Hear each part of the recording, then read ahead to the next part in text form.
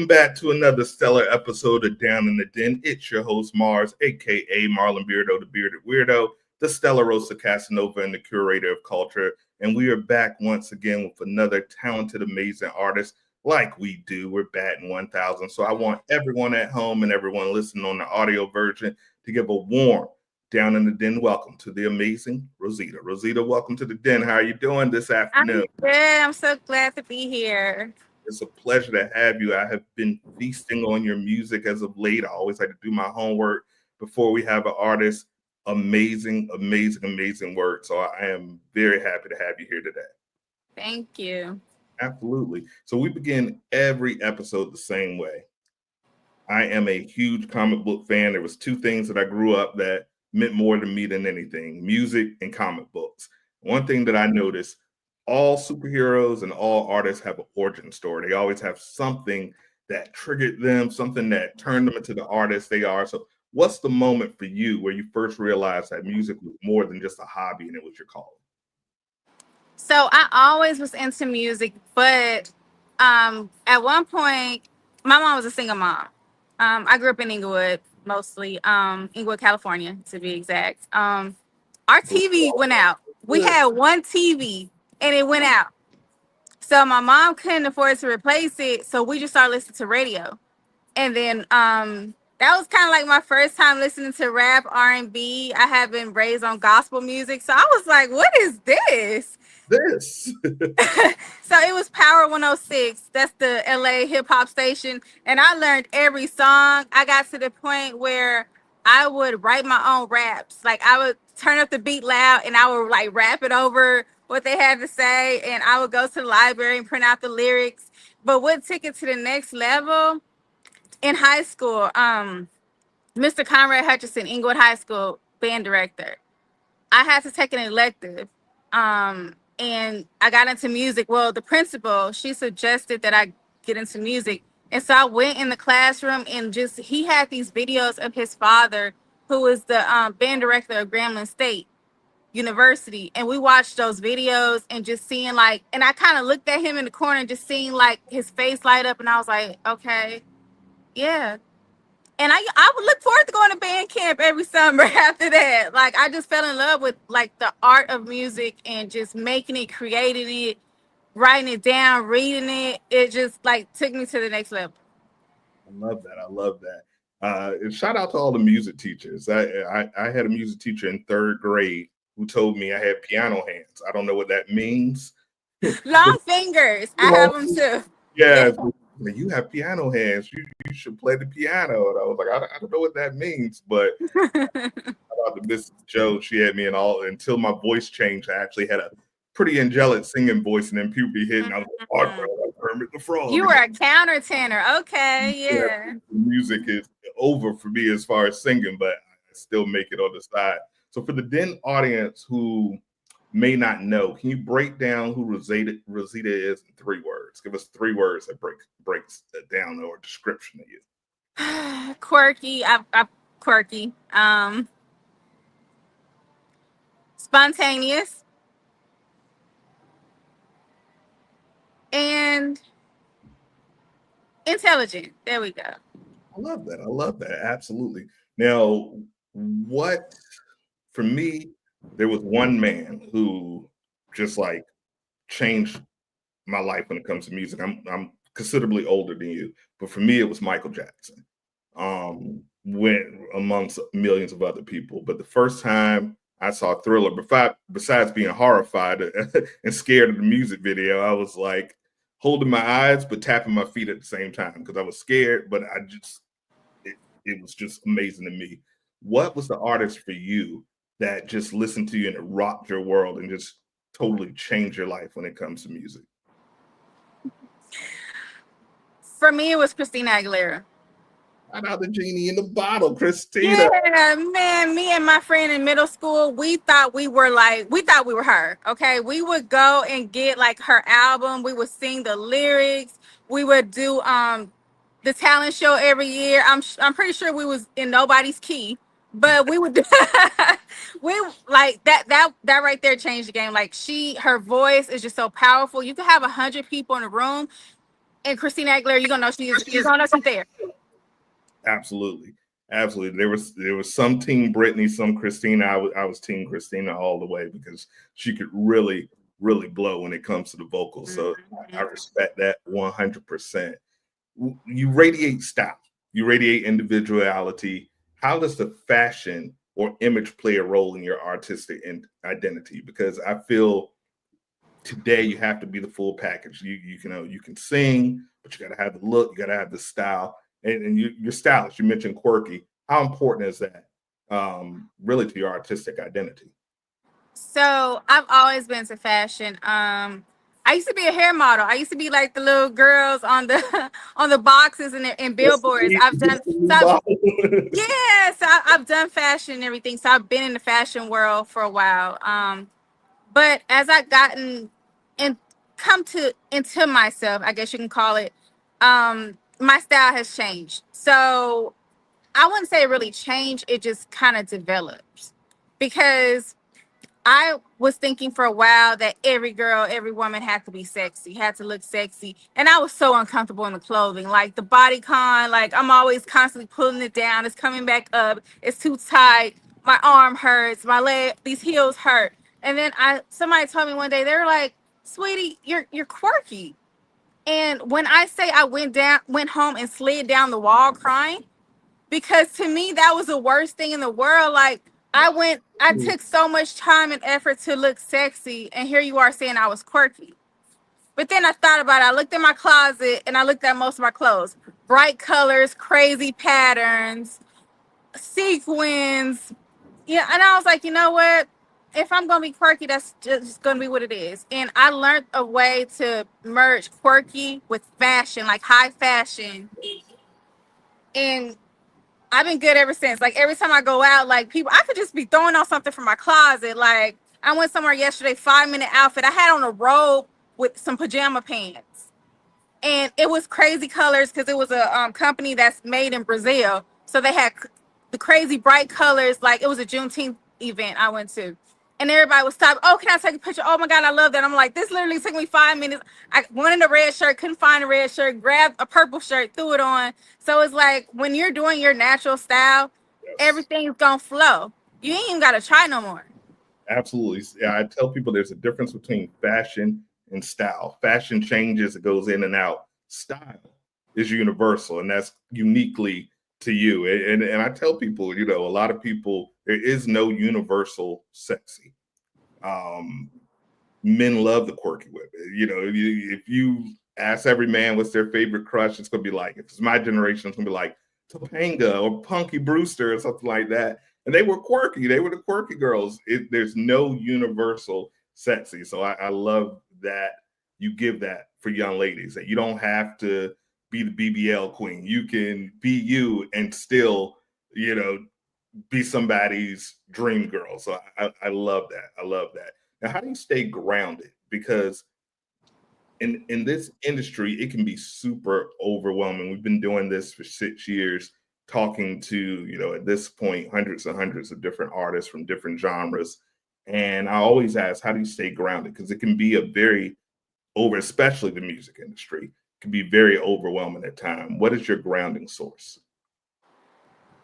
Ever since I've been back in LA, because I moved to Mississippi for a while, New Orleans area, South Mississippi, and then when I came back, I'm one of the first things I did because when I came back, I started working in the industry like heavy, like going to events, red carpets every week, every other week. I keep doing the same things I used to do when I was younger. The same parks I used to visit when I was younger in Inglewood, I go there and I just sit there, like, and just breathe the air.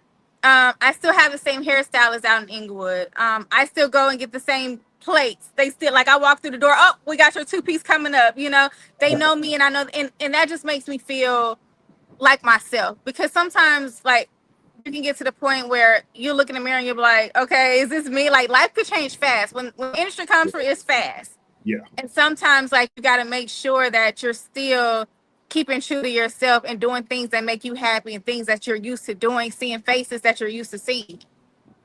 So for me, that helps me just being around the environment that I grew up in, that I love, and being around people that I know. If I see a person that I haven't seen in like 10 years, I'm running up to you. I don't care if you didn't like me or not when we were like two. Like I'm walking up to you, like because it's familiar to me. Yes, yes. I tell people it's so important to have that anchor because you can get lost in the sauce before you know it, and you wake up one day and you're like, "Who am I? Where am I? What's going on?" So having that anchor is key to you don't want to end up on an episode of TMZ shaving your head, busting the windshield. You need that anchor so you can know who you truly are at your core. So I love that. Now you have an upcoming single coming out June 20th. I want to talk Yeah. about it. Fame covered June 20th, 2025. Tell me a little bit about who produced it, what's the song about, and what motivated? Because I heard a little snippet and I love it. So let's talk. Okay. Okay, so as far as production, Heartbeats. I spent a little time in Mississippi. My family is from Mississippi. Some of my family is from Mississippi, New Orleans area, South Mississippi. I went to Hattiesburg College, University of Southern Mississippi in Hattiesburg. That's where I studied music industry, and I met a few people there that I still connect with. One of the people that I ran across was Heartbeats, and he is a producer, doing very well for himself, very well. If you go to Mississippi and ask about producers, his name will come up for sure. I remember I commented on his post one day, and I said, "Happy birthday." And he was like, "You know what I want for my birthday? I want you in my studio. I want you to stop playing games and come in my studio." So I said, "Okay, I'm coming." I was back and forth. I said, "Next time I'm out there, I'm coming." So I went, and we were just sitting down, and I'm like, "Okay," we're just vibing. I'm like, "Okay," so we're like, "What are we finna do?" And he's like, "What's going on in your life right now?" And I told him, I said, "Well, as embarrassing as it is, I got this little celebrity crush." Um, and that's how we did find out. I love who's the celebrity crush? Are you gonna? I can't like I It's no, I no can't here but 1,000 people that tune in and watch. We look, I can make it happen. You never know. We can make it happen. One phone call could be a dinner date. look that You can I do know, but yeah, I said before I date anybody in the industry at all, like I wanna be more established in the industry.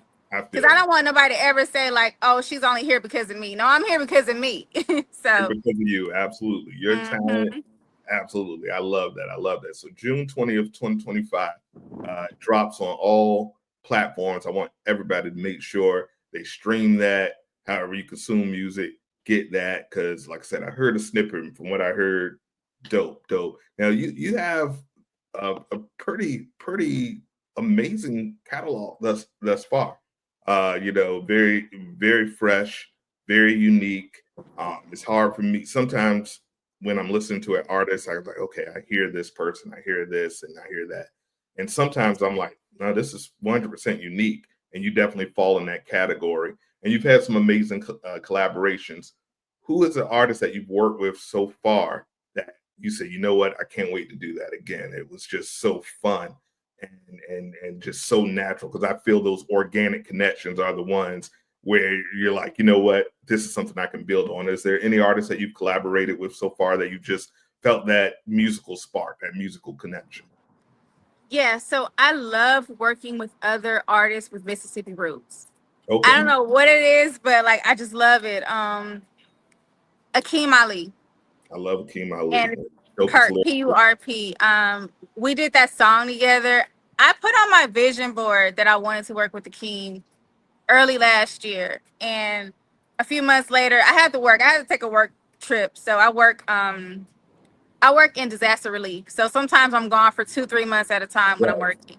Um, But I put on there that I wanted to work with him, and as soon as I got back, I worked with him as soon as I was able to. We did the video and everything, and it was kind of like a surreal feeling. It's like, okay, I've been wanting to get in the studio. I've been telling my friends I'm gonna get in the studio with him. I'm gonna work on a project with him, and then here we were, and it was so great. Like I come from acting too. I used to act. I took a hiatus from music where I just was doing strictly acting. Right. And I was big on the music video. Like I wanted it to be a certain way. I ran it out like I wanted it to be like a movie, like a mini movie.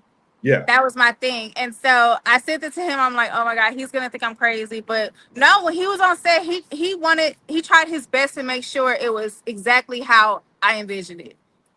And that, like, to me, that meant everything. No, that is key because, and I love it when your musical heroes turn out to be, because sometimes you don't want to meet your heroes and you find out that they're, POSs, and then sometimes it's even better. So I'm Mhm. sorry, I haven't had an opportunity to chat with them in the den, but big fan, and I love that song, of course. So that's super dope. Now in the future, I'm like you. I believe the best music comes from a collaborative spirit, because it's really people telling their stories and meshing and evolving, and you learn so much. Is there any artist that you haven't worked with that is on that vision board that you really, really want that to come to fruition? Okay, I want to work with Craig. I want to work with David Banner. I want to work with Dear Silas. I want to work with because I've been watching these guys like really hustle, really grind, and I love what they do. So I would love to work with them on the West Coast because I don't, at this point, I consider myself to be from both. I was raised in Inglewood. My roots are from Mississippi. I'm from both. You Okay. can, you I can don't be want to from choose. both places. These places mold you, so you can be from both. I hate when people Mhm. feel like they have to just stake their flag in one place. No, we are a combination of our experiences, so you can be from both. Absolutely. Yeah, I definitely want to work with Kendrick Lamar. Some of the producers at 1500 really love their work. It's definitely going to happen because, like I say, you have the ability, you have the drive, you have the talent, so it's definitely going to happen. Now, you up for a little game? Yeah, I love games. All right, perfect. So we came up with this game, and it's called Rose It or Throw It. So we're going to give you some elements about the music industry. If you rock with it, I want you to tell me Rose It. If you think it's whack or nah, it's not for you, just tell me to throw it. You ready? Got it. All right. Auto tune on every track. Throw it. AI generated music. My guy Timbaland has been getting in a lot of trouble for this lately. So AI generated music. Throw it. TikTok challenges. Rose it. Signing to a major label. There's benefits to both independents and majors. I'm gonna say rose it. Freestyling versus writing. And this is big for artists because I think Biggie and Jay-Z ruined it for a lot of people where everybody think they can just go in the booth and freestyle. Throw it. Throw. Thank you. Thank you. R&B and hip hop mashups. Rose it. Hell yeah, absolutely. Reality TV rap competitions. Throw it. Performing at high school pep rallies. Rose it. Opening for a country artist. You got the Mississippi Roots. Rose it. And finally, dropping music on Christmas Day. Throw it. I love it. I love it. So, what's one message that you want to leave the Den audience with? What's one thing? Because not only we're about promoting the best artists of today, but we're also looking at the artists in the future. Because um, I personally feel selfishly, if we give the tools for the young artists that are aspiring today, it's only going to make better music for us in the future because so many people aren't in it for the love of the game. They're in it because they saw something and they think they can make money. And although I don't believe in gatekeeping, I think a part of the old system where we had A&Rs, we had talent development, it allowed for us to get the best quality versus now you don't need a label. It's great if you really have the talent, but you don't need a label. All you need is a $500 laptop and a Fruity Loops app, and you can put stuff out. May not be the best. So, what's one message that will leave the Den audience with those young artists out there that are aspiring to get into the game? Is there something that you've learned that you'd like to share, a little gem? I would say don't be afraid to ask for help. The music industry is one of those industries you can't do everything on your own. And I'm one of those people. I like to try to do everything on my own. And I had to learn the hard way. Like, you need people to work with you. You need to just be able to focus on your art, your craft, and have people help you. Like, it's okay. So Absolutely. that's my message. Get a team. You can't win the championship alone. As good as Kobe was, he needed Shaq, he needed Pau Gasol, he needed that team. So get you a team that believes in the vision and eat together. Build together, eat together. That's the way to go. So I love that. You got it already. You already got the plan, so you're good to go.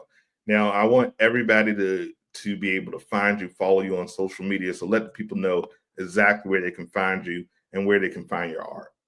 Okay, my my screen name is Rose Got Talents, ROSEGOTTALENTS on all platforms. I'm on Spotify, YouTube, my Vivo channel, Rosita. You could catch my music videos. And yeah, I'm dropping June 20th, so it's this coming Friday. So I'm so excited.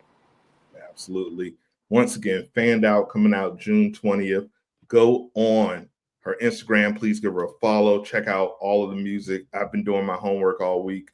Loving it.